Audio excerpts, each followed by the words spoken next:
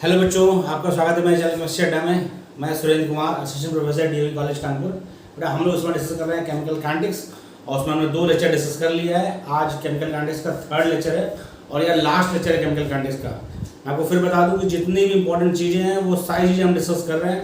कोई भी इंपॉर्टेंट चीज़ या जो सिलेबस में आपके वो छोड़ी नहीं जा रही है, तो आपको पूरा अच्छे से तैयारी करनी है और क्वेश्चन करने हैं। ओके बेटा, स्टार्ट करते हैं। सेकेंड ऑर्डर रिएक्शन, जैसे बात बता second order reaction in which reaction rate depends upon two concentration term, depends upon two concentration. second order reaction में तो reaction rate depends upon two concentration term. first order reaction है तो reaction depends upon one concentration term. zero order reaction है तो reaction is independent of initial concentration. ये बात हो गई। third order reaction होगी तो reaction depends upon 3 concentration term. जो उसको ऑर्डर होगा उतने कंसंट्रेशन टर्म पर डिपेंड करेगा रेट ऑफ रिएक्शन। ओके, ये बात हो गई। आगे बात करते हैं। एक हमने सिंपल रिएक्शन लिया है कि दोनों सेम टाइप के हैं, 2A आपका है और प्रोडक्ट बन रहा है, तो इसका जो रेट इक्वेशन होगा वो क्या होगा बेटा? Rate of reaction -GA/dt = K क्या रेट कांस्टेंट है, A की पावर 2 ये क्या ये बता रहा है कि सेकंड ऑर्डर रिएक्शन है। क्या बता रहा है? सेकंड ऑर्डर रिएक्शन है। और इसका जो रेट कांस्टेंट का फॉर्मूला होगा वो आपको ध्यान रखना है, क्योंकि रेट कांस्टेंट के फॉर्मूले पूछे जाते हैं, उन पर क्वेश्चन आते हैं। तो क्या है? K = 1/T x/A/x। ये आपको ध्यान रखना है। डायरेक्ट इक्वेशन पूछी जाती है, कई बार पूछ चुकी है सबकी, 0 ऑर्डर की, फर्स्ट ऑर्डर की, सेकंड ऑर्डर की पूछी नहीं गई अभी तक, लेकिन पूछ सकता है, इसलिए आपको ध्यान रखना है। K = 1/T x/A/x। इसमें A क्या है? ये आपका है इनिशियल अमाउंट ऑफ रिएक्टेंट। जब टाइम t = 0 है, यानी इनिशियल समय, रिएक्शन की शुरुआत का समय, जैसे आप रिएक्शन स्टार्ट करते हैं उस समय जो रिएक्टेंट का कंसंट्रेशन है उसको स्मॉल a से रिप्रेजेंट किया गया है। तो initial concentration of reactant when t = 0 क्या है? A x क्या है? Amount of reactant after at t amount of reactant at t = t, यानी कि जब t समय बीत चुका है, t आपका सेकंड में हो सकता है, मिनट में हो सकता है, ईयर में हो सकता है, जब t समय बीत चुका है तो रिएक्टेंट का कितना अमाउंट बचा है वो है आपका A x। क्या है वो? A x। और x क्या है? आपका amount of product form after time t। x क्या है? x आपका अमाउंट ऑफ प्रोडक्ट है जो t समय के बाद बना हुआ है, तो तभी तो आपका यहाँ A x हुआ। पर t समय के बाद रिएक्टेंट कितना बचा है? x प्रोडक्ट बना है, A x कर देंगे। ओके, इसमें हाफ लाइफ देखिए क्या है। हाफ लाइफ पे मैंने कहा कि रिलेशन पूछा जाता है, तो क्या है हाफ लाइफ का जो है वो है आपका T½ = 1/Ka। T½ = 1/Ka। ये आपको रिलेशंस याद रखने हैं, क्वेश्चंस आते हैं इसमें। आपको रेट कांस्टेंट की वैल्यू दी रहेगी, आपसे जो है इनिशियल कंसंट्रेशन दिया रहेगा और आपसे पूछेगा कि आप बताइए इसका T½ क्या है, या T½ दिया रहेगा, इनिशियल कंसंट्रेशन दिया रहेगा और आपसे उसका रेट कांस्टेंट पूछ लेगा। तो इसमें देखिए 3 वेरिएबल्स हैं, इनिशियल कंसंट्रेशन, रेट कांस्टेंट और T½ 3 में 2 वेरिएबल्स देगा और किसी एक को पूछेगा तो ये तभी आप बता पाएंगे जब आपको उसका फॉर्मूला याद होगा। तो T½ = 1/Ka। K यहाँ पर है rate constant of second order reaction, A आपका इनिशियल कंसंट्रेशन अमाउंट है, अमाउंट ऑफ इनिशियल कंसंट्रेशन, और T½ आपका क्या? हाफ लाइफ पीरियड है। तो वही आपका एक है T½ = 1/Ka। इसका मतलब कि हम K की बड़ा कांस्टेंट वैल्यू होती है, तो यदि हम इसको प्रोपोर्शनलिटी लगाएं तो T½ = 1/A, यानी half life period of second order reaction is inversely proportional to initial concentration of reactant। और इसमें फर्स्ट ऑर्डर पढ़ा था तो वहाँ पर इंडिपेंडेंट ऑफ रिएक्टेंट कंसंट्रेशन था। 0 ऑर्डर पढ़ा था तो वहाँ पर क्या था? Directly proportional to initial concentration of reactant था। जबकि यहाँ पर क्या है? Inversely proportional to initial concentration of reactant, क्योंकि सब में अलग अलग है तो आपको इसलिए इसको क्या ध्यान रखना है। वही कह रहा है कि half life period is inversely proportional to initial concentration of reactant. कब? In second order reaction. Second order reaction होगा, उसमें हाफ लाइफ पीरियड होगा inversely proportional to initial concentration of reactant. बात करते हैं थर्ड ऑर्डर रिएक्शन की। Third order reaction क्या होगा? Reaction in which reaction rate depends upon 3 concentration variable, या 3 कंसंट्रेशन टर्म या 3 कंसंट्रेशन वेरिएबल, वो कहते हैं थर्ड ऑर्डर रिएक्शन। इसका जो रेट कांस्टेंट का एक्सप्रेशन वो क्या है? वो है आपका बेटा कॉम्प्लेक्स है थोड़ा, लेकिन हमने लिख दिया K = 1/2T x × 2A - x by A² × A - x²। ये आपको ध्यान रखना है, ठीक। ये क्या बेटा? थर्ड ऑर्डर का रेट कांस्टेंट का एक्सप्रेशन है। ये देखिए बेटा मैंने आपको एक चीज बना रखी, ये आपको ग्राफ बना रखा है। ग्राफ आपको ध्यान रखना है, ग्राफ पे क्वेश्चन 2013 में पूछ चुका है। ये ग्राफ किसके बीच में, 1 by concentration is to time के बीच में, और इस तरह ग्राफ आता है। आपको ग्राफ पहचानना है कि फर्स्ट ऑर्डर में कैसा ग्राफ होगा, सेकंड ऑर्डर में कैसा होगा, थर्ड ऑर्डर में कैसा होगा, जीरो ऑर्डर में कैसा होगा। चारों का आपको ग्राफ याद रखना है। ये ग्राफ पर क्वेश्चन पूछ चुका है। और किसके बीच में ये भी ध्यान रखना है, ये है 1 बाई कंसंट्रेशन वर्सेस टाइम के बीच में, और ग्राफ इस तरह का आता है।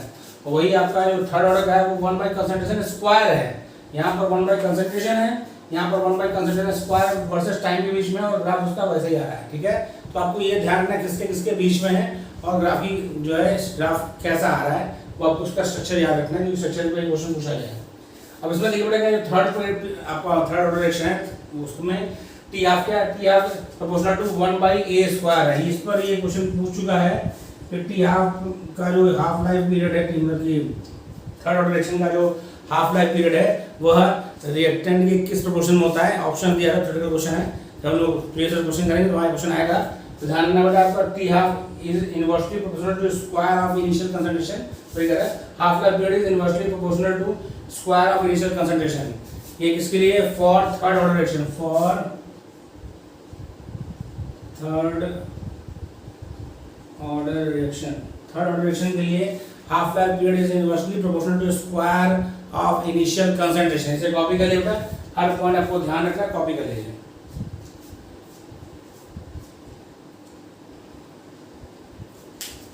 कॉपी कर लीजिए। अब आपको कुछ ट्रिक्स सिखाएंगे कैसे याद रखेंगे चीजों को। कॉपी कर लीजिए इसको, क्योंकि इसमें क्वेश्चन बेटा आपके रेट कांस्टेंट की यूनिट पर आते हैं, तो कैसे आप एक सिंपल सा फॉर्मूला आपको हम बता रहे हैं, वो फॉर्मूला आपको याद है। तो किसी का भी जीरो ऑर्डर का, फर्स्ट ऑर्डर का, सेकंड ऑर्डर का, किसी का भी रेट कांस्टेंट का यूनिट पूछे आप इजीली बता सकते हैं। और हाफ लाइफ का ये फॉर्मूला आपको देंगे जिससे आपसे पूछे कि जो है वो किसके प्रोपोर्शनल होता है हाफ लाइफ पीरियड, वो भी आप बता सकते हैं। दोनों फॉर्मूले आपके लिए बहुत इंपॉर्टेंट है, ये आपको ध्यान रखना है। तो हम नोट करके लिखाएंगे,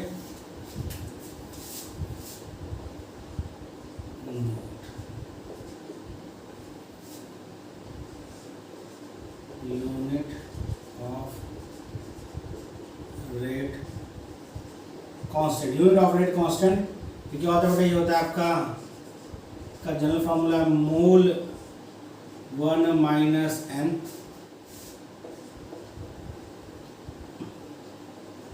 लीटर n माइनस 1 और सेकेंड इनवर्स या time inverse. Okay, second inverse या टाइम इनवर्स, ये होता है आपको फॉर्मूला। ठीक, अब हम बात करते हैं, देखिए फॉर जीरो, यहाँ पर n क्या है, n आपका है ऑर्डर ऑफ रिएक्शन या रिएक्शन का order. For zero order reaction को क्रॉस चेक करते हैं, तो n इक्वल टू क्या होगा, n इक्वल टू 0 होगा। तो यहाँ per unit of rate constant क्या आ जाएगा, 1 माइनस 0 मतलब 1, यानी वो होगा मोल। लीटर में 0 माइनस 1 का मतलब -1, तो लीटर -1, और ये सेकेंड। तो ये आपको याद हो बेटा, तो जीरो ऑर्डर के रेट कांस्टेंट का जो यूनिट था वो था आपका क्या, mole litre inverse second inverse, यानी मोल पर लीटर पर सेकेंड। ओके, ये ध्यान रखिए, mole litre inverse second inverse. बहुत आसानी से ये फॉर्मूला आपको, ये आपको क्वेश्चन याद है, जनरल क्वेश्चन है ये, किसी भी ऑर्डर के लिए यूज कर सकते हैं। बस आपको n का मान क्या रखना है, n आपका होगा ऑर्डर नंबर, ये ऑर्डर ऑफ रिएक्शन होगा। यहाँ पर हमने जीरो ऑर्डर के लिए निकाला है, जो ऑर्डर के लिए n इक्वल टू 0 होता है, जो ऑर्डर क्या होता है, n इक्वल टू 0 होता है, 0 होता है। तो हमने n इक्वल टू 0 रखा, तो 1 माइनस 0 का मतलब 1 ही होगा, तो मोल लीटर में 0 माइनस 1 का मतलब -1 और सेकेंड इनवर्स। इसी तरह देखिए आप for first order, for first order reaction, यदि फर्स्ट ऑर्डर के लिए हमें पता करना होता है, देखिए फर्स्ट ऑर्डर के लिए n इक्वल टू क्या होगा, n इक्वल टू 1 होगा। तो n इक्वल टू 1 होगा तो यूनिट ऑफ रेट कांस्टेंट क्या हो जाएगा, unit of rate constant, unit of rate constant. देखिए यहाँ से एन स्क्वायर टू क्या होगा, एन स्क्वायर टू 1 होगा, जब 1 माइनस 1 मतलब 0, 1 माइनस 1 मतलब 0, किसी पावर 0 का मतलब 0 होता है, यहाँ भी होगा 1 माइनस 1 का मतलब 0, सिर्फ क्या होगा, यूनिट्स की होगी सिर्फ क्या, सेकंड इनवर्स या हम कहें और टाइम इनवर्स, सेकंड इनवर्स या फिर टाइम इनवर्स। यदि टाइम सेकंड में तो सेकंड इनवर्स होगा, टाइम मिनट में तो मिनट इनवर्स होगा, टाइम यदि हावर में है तो हावर इनवर्स होगा, टाइम यदि ईयर में है तो ईयर इनवर्स होगा। तो यानी कि फर्स्ट ऑर्डर रिएक्शन का जो रेट कांस्टेंट होगा उसका यूनिट होगा टाइम इनवर्स, या हमने यहाँ पर लिखा होगा सेकंड को लेकर, तो सेकंड इनवर्स। यहाँ तक हो गया, कोई दिक्कत है, कॉपी कर लिया, ठीक। तो ऐसे करते हैं हम लोग। तो अब यदि मान लीजिए आपको हो गया सेकंड ऑर्डर के लिए, फर्स्ट ऑर्डर के लिए सेकंड ऑर्डर रिएक्शन होता है, बस आपको जनरल फार्मूला याद होना चाहिए, जनरल फार्मूला आपको याद है तो इजीली आपका हो जाता है, कहीं कोई दिक्कत नहीं है, आसानी से आप किसी भी ऑर्डर ऑफ किसी भी ऑर्डर की रिएक्शन के लिए रेट कांस्टेंट का यूनिट बता सकते हैं बहुत आसानी से। देखिए यदि आपका है for second order reaction, for second order reaction N equal to क्या होगा, एन इक्वल टू 2 होगा। देखिए इसमें वैल्यू पुट करिए तो unit of rate constant, unit of rate constant equal to होगा, जब क्या होगा मोल 1 माइनस 2 होगा, 1 माइनस 2 का मतलब बड़ा क्या होगा -1, 1 माइनस 2 जो बड़ा होगा उसका साइन होगा -1, यहाँ पर 2 माइनस 1 का मतलब 1 होता है, यानी mole inverse litre second inverse, क्या होगा mole inverse litre second inverse. ये है बेटा सेकंड ऑर्डर रिएक्शन का रेट कांस्टेंट का यूनिट। इसी तरह यदि आपका फॉर थर्ड ऑर्डर हो, for third order reaction, for third order reaction N equal to 3 है, तो यहाँ पर क्या होगा बेटा आपका यूनिट ऑफ रेट कांस्टेंट जो बोला कि एन इक्वल टू 3 हुआ, तो 1 माइनस 3 का मतलब -2, यानी मोल -2, और 3 माइनस 1 का मतलब 2, यानी लीटर स्क्वायर सेकंड इनवर्स। ये होगा आपका थर्ड ऑर्डर यूनिट का, third order reaction rate constant unit, ये होगा आपका सेकंड ऑर्डर रिएक्शन के रेट कांस्टेंट का यूनिट, ये आपका फर्स्ट ऑर्डर रिएक्शन का रेट कांस्टेंट का यूनिट, और ये है जीरो ऑर्डर रिएक्शन का रेट कांस्टेंट का यूनिट। तो आपको बता रहा है, यदि आपको यह याद है जनरल वाला, तो किसी का भी पूछा आप बहुत ही आसानी से रेट कांस्टेंट यूनिट बता सकते हैं। क्यों बेटा, अब और देखिए half life period, half life period T half is proportional to 1 by क्या होता है वो,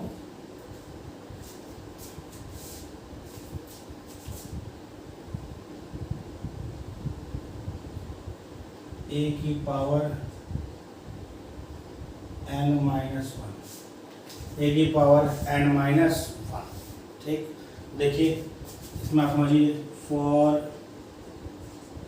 जीरो ऑर्डर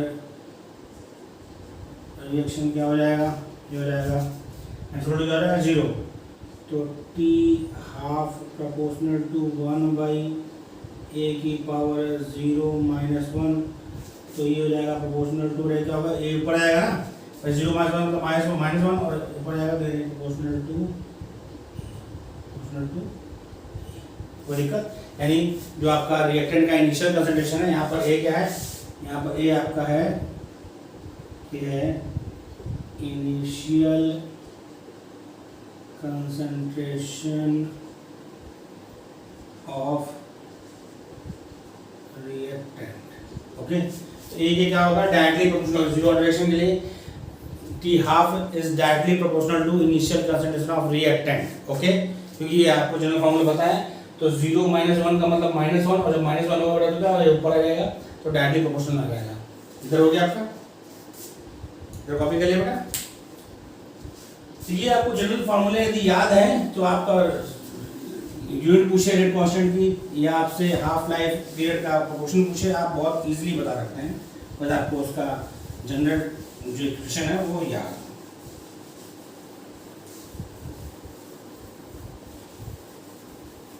देखिए अगला टर्म देखिए, नेक्स्ट आपका for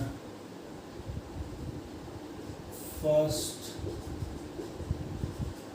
order reaction, for first order reaction क्या है बेटा, वो T half is proportional to क्या हो जाएगा 1/a की पावर 1, n का मान 1 होगा, n इक्वल टू क्या होगा इसके लिए 1 होगा, 1 - 1 मतलब इंडिपेंडेंट ऑफ 0, यानी T half for first order reaction is for first order reaction is independent of initial concentration of reactant के इनिशियल कंसंट्रेशन का इंडिपेंडेंट होता है, यानी जो फर्स्ट ऑर्डर रिएक्शन है उसका half life period initial concentration of reactant पर depend नहीं करता, चाहे उसका अमाउंट ज़्यादा हो चाहे कम हो, हमेशा half life period equal to क्या होता है, टी हाफ इक्वल टू होता है 0.693/K, यानी rate constant of first order reaction, ये ध्यान रखें। अब हम यदि बात करें फॉर सेकेंड ऑर्डर रिएक्शन, तो क्या होगा, यहाँ पे n का मान क्या होता है बेटा 2 होता है, तो जब यहाँ पर रखेंगे n का मान 2, तो 2 - 1 का मतलब 1, तो T half proportional to not equal to नहीं का नहीं, हाँ ठीक है, प्रोपोर्शनल टू 1/a की पावर 2 - 1, प्रोपोर्शनल टू क्या हो जाएगा, इनवर्स प्रोपोर्शनल टू हो जाएगा a, क्या हो जाएगा a। और for third order reaction, for third order reaction के लिए क्या होगा, n इक्वल टू होता है यहाँ पर 3, तो T half proportional to 1/a की पावर 3 - 1, ये हो जाएगा आपका प्रोपोर्शनल टू 1/a का स्क्वायर। और देखिए ये inversely proportional to initial concentration of reactant है, ये inversely proportional to square of initial concentration of reactant है। तो आपने देखा इस फॉर्मूले की सहायता से बहुत आसानी से किसी भी ऑर्डर का रिएक्शन हो उसके हाफ लाइफ का प्रोपोर्शनल रिलेशन हम बता सकते हैं, बताने से। कॉपी कर लीजिए, फिर हम लोग पढ़ते हैं जी।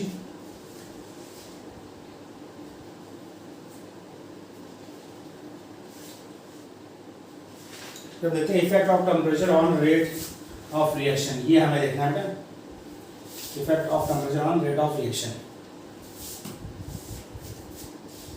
बेटा कॉपी हो गया, तो आपको आर्नेस इक्वेशन पूछा जाता है बेटा, effect of temperature on rate of reaction के लिए आर्नेस इक्वेशन दिया गया, उस पर जो क्वेश्चन आते हैं, ये क्वेश्चन हम लोग कराएंगे भी लास्ट में आपसे, जो आपका प्रीवियस ईयर में पूछा गया है, 2 बार पूछा गया, रिपीटेड क्वेश्चन है 2004 में 2009 में, तो क्वेश्चन पूछा गया है, इस साल भी पूछा जाने की कोई संभावना है, तो आपको क्वेश्चन बहुत आसानी से हो जाएगा, बस ध्यान रखना है उसमें कैसे चीज़ें समझनी है। तो देखिए क्या है, effect of temperature, effect of temperature, effect of temperature on rate of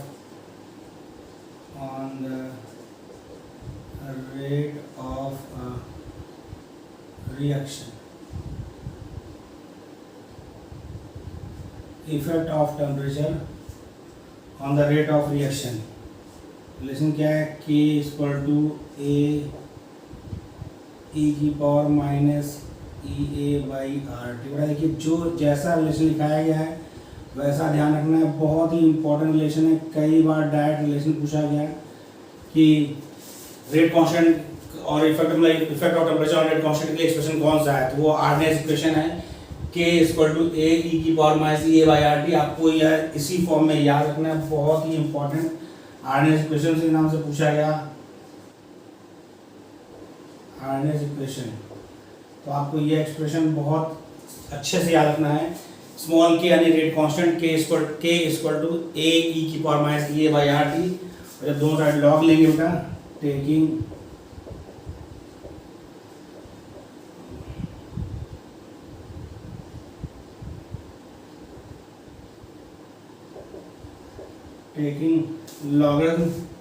logarithm on both side बेटा लॉग लेंगे तो ये आपको हो जाएगा ln k बराबर ln a minus A by R T. इसको यदि पहले रख दें तो ln k बराबर minus A by R T plus ln a। एक तो ये एक्सप्रेशन हुआ आपका जो आपको ध्यान रखना है, इम्पोर्टेंट है। दूसरा, इसको लॉग में कन्वर्ट कर दें तो लॉग के स्मॉल के होता है, ध्यान रखिएगा, ये कैपिटल के लिखने की आदत पड़ी है, लेकिन ये कॉन्स्टेंट क्या है, स्मॉल के लिखते हैं। लॉग के equal to minus A by R T plus log A. अब वो किसी फॉर्म मिल सकता है, एस फॉर्म मिल सकता है, ये आपको ध्यान रखना है, क्या करना है, ध्यान रखना है, ठीक। ये आपको लिखा हुआ मिल सकता है, ये इस फॉर्म में भी कोई अलग चीज़ नहीं, वही चीज़ है। लॉग के equal to log A minus A by R T. तो किसी फॉर्म में मिले आपको याद होना चाहिए एक्सप्रेशन, ठीक है। एक्सप्रेशन आपको क्या हो रहा है, याद होना चाहिए इस फॉर्म में, इसलिए क्योंकि अभी हम लोग उसका ग्राफ बनाएंगे तो ग्राफ में इसी फॉर्म में लिखा रहता है, क्योंकि आपको इस फॉर्म में ही इसको करना होता है। बेटर हो गया, हम लोग करते हैं कुछ क्वेश्चन, हो गया बेटे, कॉपी कर लिया। तो आपको ध्यान रखना है कि इस पर क्वेश्चन कैसे आता है। हम लोग क्वेश्चन करेंगे तो उसमें देखेंगे आप, कैलकुलेशन जरूर करना होगा उसमें, लेकिन चीज़ें आसानी से हो जाएंगी।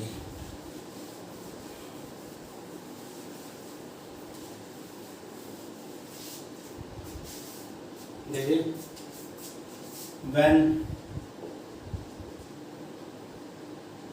log a when a graph is plotted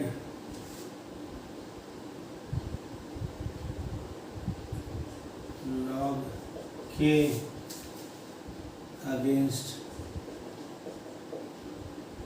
1 by t, we get a straight line। ये भी ध्यान रखना है, स्ट्रेट लाइन मिलता है। द इंटरसेप्ट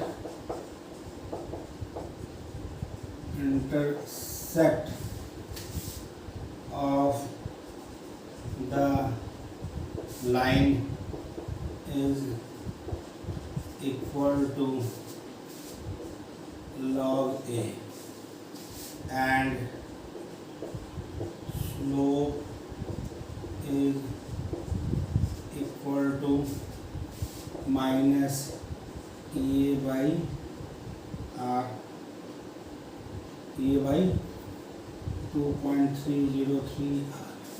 अब ये नोट में लिखना है, बहुत ध्यान से नोट में, पहले इस ग्राफ को बना लें फिर लिखते हैं। ये आपका ग्राफ है, इसके बीच में लॉग के वर्सेस 1 बाई टी के बीच में है। ये ग्राफ आता है आपका, इसका जो स्लोप होता है वो स्पॉट होता है माइनस ए बाई 2.303 आर। इसमें क्वेश्चन आते हैं बेटे, अब नोट में लिखना है, when graph is plotted between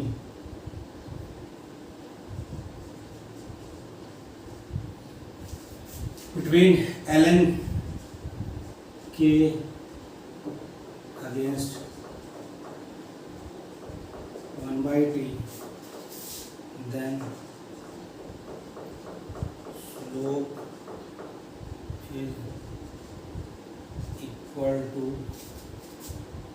minus ये बाई आर। बेटा आपको पता है ln को log में कन्वर्ट करते हैं तो 2.3 से मल्टीप्लाई करते हैं, तो जब आपका log के अगेंस्ट 1/t में ग्राफ होगा तो स्लोप आपका होगा माइनस ए बाई 2.30 आर, ये ध्यान रखिए। लेकिन जब आपका ग्राफ होगा ln के अगेंस्ट 1/t, स्लोप आपका होगा माइनस ए बाई आर। यहाँ बना दे रहा हूँ सिंपल सा, ln के वर्सेस 1/t ग्राफ है। ग्राफ का शेप वैसा होगा, लीनियर ही होगा, लेकिन स्लोप आपका चेंज हो जाएगा। स्लोप आपका वहाँ पर होगा माइनस ए बाई आर। तो क्वेश्चन में आपको ध्यान रखना है कि जो क्वेश्चन कह रहा है वो ग्राफ किसके किसके बीच में प्लॉट कर रहा है, लॉग के वर्सेस 1/t है या ln के वर्सेस 1/t है। ln के वर्सेस 1/t होगा तो स्लोप आपका होगा माइनस ए बाई आर, और log के वर्सेस 1/t होगा, स्लोप होगा माइनस ए बाई 2.303 आर। इस बारीक चीज़ का आपको ध्यान रखना है, क्योंकि इसके बाद आपका जो है सिस्टम ही बदल जाएगा। कैसे? क्योंकि यदि आपका जिसके बीच में ग्राफ होगा उसके हिसाब से देखिए इसका एक्सप्रेशन होगा एक्टिवेशन एनर्जी का। एक्टिवेशन एनर्जी का मैं लिख रहा हूँ क्योंकि एक्टिवेशन एनर्जी कैलकुलेट करने के लिए आता है, ग्राफ के बारे में बताकर एक्टिवेशन एनर्जी कैलकुलेट करने के लिए क्वेश्चन अक्सर आते हैं। तो देखिए इसके मतलब जो आपका एक्टिवेशन एनर्जी मैं लिख रहा हूँ व्हेन ग्राफ प्लॉटेड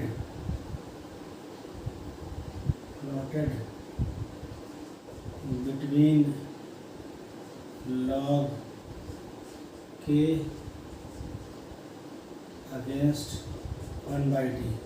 जब log के और 1/t के अगेंस्ट, log के और 1/t के अगेंस्ट ग्राफ है तो आपका ई ए मतलब एक्टिवेशन एनर्जी इक्वल टू क्या होगा, slope into minus E A by 2.303 R. ठीक है, आर मतलब आर क्या होता है, आर आपका यूनिवर्सल गैस कांस्टेंट होता है। ठीक है, आर क्या है तो पता नहीं, फिर मैं लिखूँ आर आपका है यूनिवर्सल गैस कांस्टेंट, जिसका मान पर क्या होता है 8.314 जूल पर केल्विन पर मोल। जूल पर केल्विन पर मोल होता है किसका, आपका यूनिवर्सल गैस कांस्टेंट का। अब ये दूसरा आपको तरीका बता रहे हैं क्या, एक्टिवेशन एनर्जी कब, व्हेन ग्राफ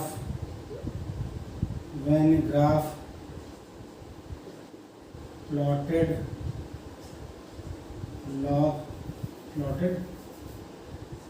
ln के अगेंस्ट 1/t। जब ln के और 1/t के बीच में ग्राफ है तो क्या होगा, ये मल्टीप्लाई का साइन है, मैं थोड़ा और बड़ा कर दूं, मल्टीप्लाइड बाई। ठीक है, तो वहाँ पर क्या होगा, तब ई ए इक्वल टू होगा स्लोप गुणे minus E A by R. ये आपको ध्यान रखना है कि क्वेश्चन में ग्राफ किसके किसके बीच में है। ओके, क्वेश्चन को पढ़ते समय इसका ध्यान रखना है। और अगर कर लिया कॉपी, तुमने जो क्वेश्चन करते हैं जो पिछले साल 2004 और 2009 पूछा गया है, तो हमें चीज़ें और समझ में आएंगी। क्वेश्चन करने के लिए मैं डाल दूँ, मैं इधर कर लिया, ये कॉपी कर लिया हो गया। ये ध्यान रखिएगा कैसे दोनों स्ट्रेट लाइन होगा लेकिन स्लोप में दोनों का वैल्यू बदल जाएगा, किसके किसके बीच में ग्राफ है, इस पर आपको ध्यान रखना है। वरना यदि ध्यान नहीं रखेंगे तो क्वेश्चन में कैलकुलेशन करेंगे, ऑप्शन मैच नहीं करेगा या मैच करेगा तो गलत होगा। ठीक है, इसका आप ध्यान रखिएगा।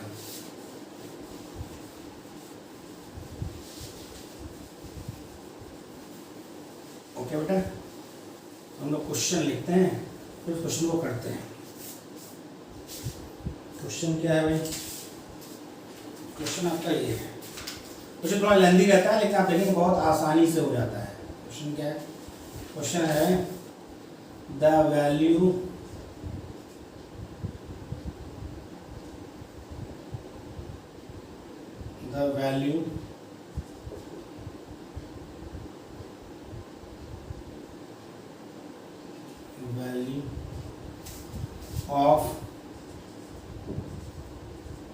of the rate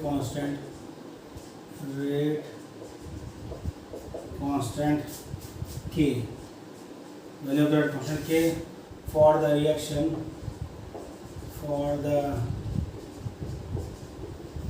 reaction 2N25 gas, 4NO2 gas plus O2 gas were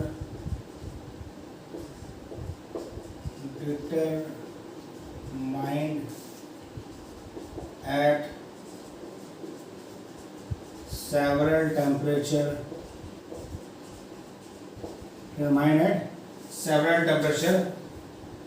फिर आगे a plot of ln K versus 1/T give a straight line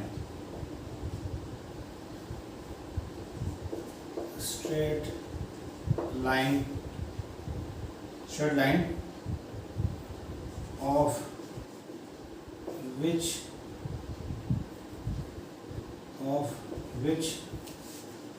the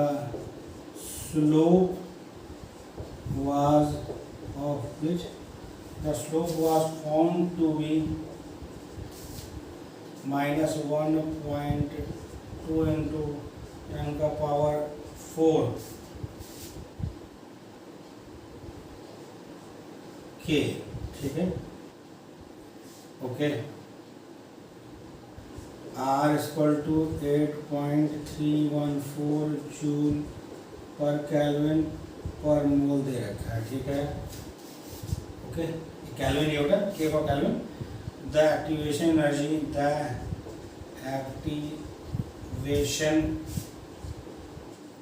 energy of this reaction is, थोड़ा ये आपको उसने बता रखा है कि ln K versus 1/T graph plot किया गया। तो देखिए ये वाला कब है, जब log K वर्सेस 1/T होगा।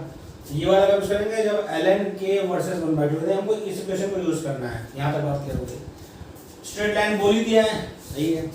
स्लोप का मान दे रखा है, स्लोप का मान दिया है, तो बस पता करना क्या है, वैल्यू पुट करनी। तो इसका ऑप्शन पहले हम देख लें, ऑप्शन क्या दिया है। ऑप्शन ए दिया है 1.4 इंटू 10 का पावर 5 जूल पर मोल।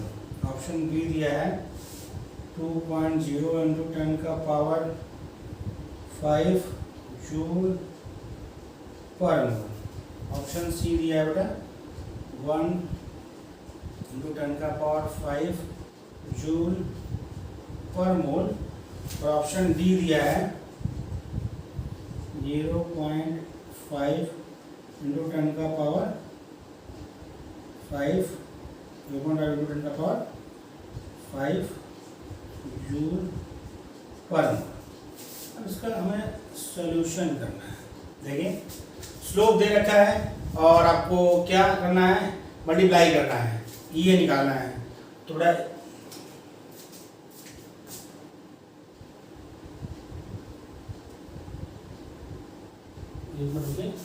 चौबीस फोटो क्या था, ये बड़ा आपको गलत मैंने कर दिया, क्योंकि ये तो मैं निकालना ही था, ये हमको निकालना ही था बेटा। तो ये आपका होना चाहिए था 2.303 R, वो जल्दबाजी गलत हो गया, और ये R, ठीक है। और करेक्ट कर लिए बेटा, ये आप थोड़ा प्लीज सॉरी इसके लिए, क्योंकि क्वेश्चन कर ले रहे, क्वेश्चन नहीं करना ध्यान नहीं रहता, हमें वो तो निकालना ही था, हमें इसे करेक्ट कर लिया बेटा, प्लीज करेक्ट कर लीजिएगा। ये यहाँ पर नहीं लिखा तो सही गलत हो जाता।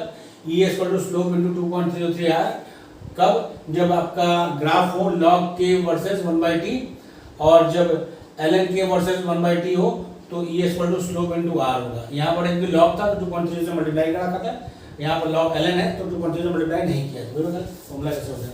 तो अब देखिए करना है हमें ई ए निकालना है। ई ए इक्वल टू क्या होगा, ई इक्वल टू होगा आपका स्लोप कितना दिया बेटा, स्लोप दिया है -1.2 इंटू माइनस आर, तो सब में रहेगा ही माइनस, ये ध्यान रखिए बेटा माइनस आर, ठीक। -1.2 इंटू 10⁴ इंटू माइनस आर का मान कितना दे रखा है -8.314, ठीक।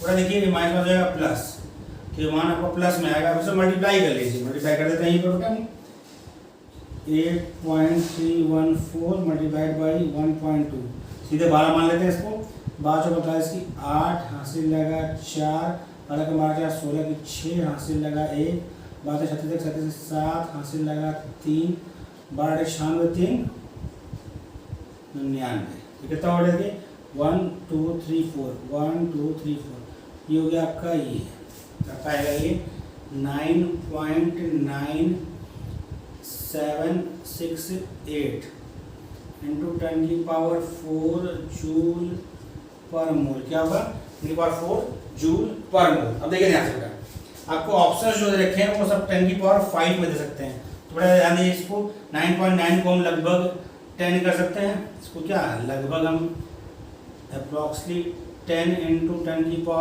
कर देंगे, तो ये क्या हो जाएगा, ये हो जाएगा आपका 1 इंटू 10⁵ जूल पर मोल। कैसे किया बेटा, देखिए 9.9768 को हम लगभग 10 मान सकते हैं, 10 इंटू 10⁴ मतलब क्या हो गया 1 इंटू 10⁵, तो ऑप्शन देखिए मैच कर रहा है, ऑप्शन सी मैच कर रहा है, ऑप्शन सी हो गया आपका आंसर। पर देखिए बहुत आसानी से, सॉरी इसके लिए वहाँ हमने थोड़ा गलती की थी, तो ये बेटा आपको ये जो आपको ध्यान रखना, स्लोप में आपको ये दोनों फॉर्मूले थे, हमने ये तो मैं निकाला ही था, हमने ये बार वो स्लोप का रख दिया था जो बनाया था ग्राफ, लेकिन प्रोग्राम में क्या है हमें चाहिए ये, तो स्लोप इनटू ये होगा, तो इसे आपको कैलकुलेट करके रखना है बहुत आसानी से। ध्यान रखना है कि log k वर्सेस 1/t बोल रखा है या ln वर्सेस 1/t बोला है, कि log k वर्सेस t बोलेगा तो e इक्वल होगा स्लोप इनटू -2.03r, और यदि ln k वर्सेस 1/t कहेगा तो e इक्वल होगा स्लोप इनटू -r, ये आपको करना है। यहाँ देखिए -r क्या हो गया, प्लस हो गया, तो ये हमने क्वेश्चन कर लिया, इतना बड़ा कॉपी कर लिया आपने, इसे कॉपी कर लीजिए, ये कॉपी कर लीजिए। एक्सप्रेशन और आपका है, ये भी आपका आरडीएस एक्सप्रेशन का ही पार्ट है, कि जब अलग अलग टेम्परेचर दे रखा हो तो वहाँ पर क्या होगा, आपका रेट कांस्टेंट का वेरिएशन कैसे निकालेंगे, अलग टेम्परेचर पर रेट कांस्टेंट कैसे निकालेंगे, उसके लिए आपको ये दे रखा है, इसे देख लीजिएगा। ये आपका बेटा ये क्या rate constant at different temperature, इसके लिए रिलेशन दे रखा है, वो क्या है, वो है आपका log K2/K1 इक्वल टू ये by 2.303R T2 minus T1/T1 T2, ये भी आपका आरडीएस इक्वेशन ही है, ये भी बेटा क्या है, ये भी आरडीएस इक्वेशन ही है, बस ये आपका अलग अलग टेम्परेचर पर रेट कांस्टेंट निकालने का फॉर्मूला है, ये भी क्या है, it is also another form of Arrhenius equation। Okay बेटा, ये फॉर्मूला आपको याद रखना है। तो टोटल इतनी चीज़ें इतनी आपको बताई गई हैं, उतनी चीज़ें आपको ध्यान रखनी है, और वो उसमें आपका करेक्शन कर लीजिएगा, जो आपका ये वैल्यू निकालने के लिए मैंने लास्ट में करेक्शन किया है वो आप करेक्शन उसमें कर लीजिएगा प्लीज़, ठीक है। तो आपका इसी के साथ ये लेक्चर कंप्लीट होता है। अब हम लोग जो लास्ट लेक्चर इसके बाद डिस्कस करेंगे वो होगा previous year question asked for in chapter chemical kinetics. तो देखा बेटा केमिकल काइनेटिक्स बहुत स्मॉल चैप्टर है, सिर्फ 3 लेक्चर में कंप्लीट हुआ, और कुछ ही कॉन्सेप्ट उसके हैं तो क्वेश्चन बनते हैं। जीरो ऑर्डर फर्स्ट ऑर्डर का आपको रेट कांस्टेंट का एक्सप्रेशन याद होना चाहिए, उसकी यूनिट का एक्सप्रेशन याद होना चाहिए, हाफ लाइफ का एक्सप्रेशन याद होना चाहिए, इसी पर क्वेश्चन आते हैं। जितने आपको लिखवाया मैंने उससे बाहर तक कभी क्वेश्चन पूछा नहीं गया है और मुझे पूछा जाएगा भी, क्योंकि उतना ही आपके सिलेबस में है, जितना सिलेबस में हमने पूरा आपको करा रखा है। अच्छे से तैयार करिए और जहाँ भी आपको क्वेश्चन मिले उसकी प्रैक्टिस करिए। ओके बेटा, नेक्स्ट चैप्टर हम लोग डिस्कस करेंगे वो होगा हमारा सोल्यूशन। हम लोग सिलेबस में डाइल्यूट सोल्यूशन और वो भी है बाइनरी सोल्यूशन, मतलब सोल्यूशन विथ 2 कंपोनेंट, एक सॉल्यूट एक सॉल्वेंट या दोनों सॉल्यूट। ठीक है, तो हम लोग से बात करेंगे, नहीं दोनों आपका लिक्विड हो वो सब साइड वैरायटी जाएगी, लेकिन बाइनरी सोल्यूशन और डाइल्यूट सोल्यूशन हमारे सिलेबस में है, वो हम लोग डिस्कस करेंगे नेक्स्ट लेक्चर से, नेक्स्ट लेक्चर से, क्योंकि नेक्स्ट लेक्चर हमारा होगा प्रीवियस क्वेश्चन का और उसके बाद जो लेक्चर होगा वो होगा हमारा सोल्यूशन का। ओके बेटा, थैंक यू।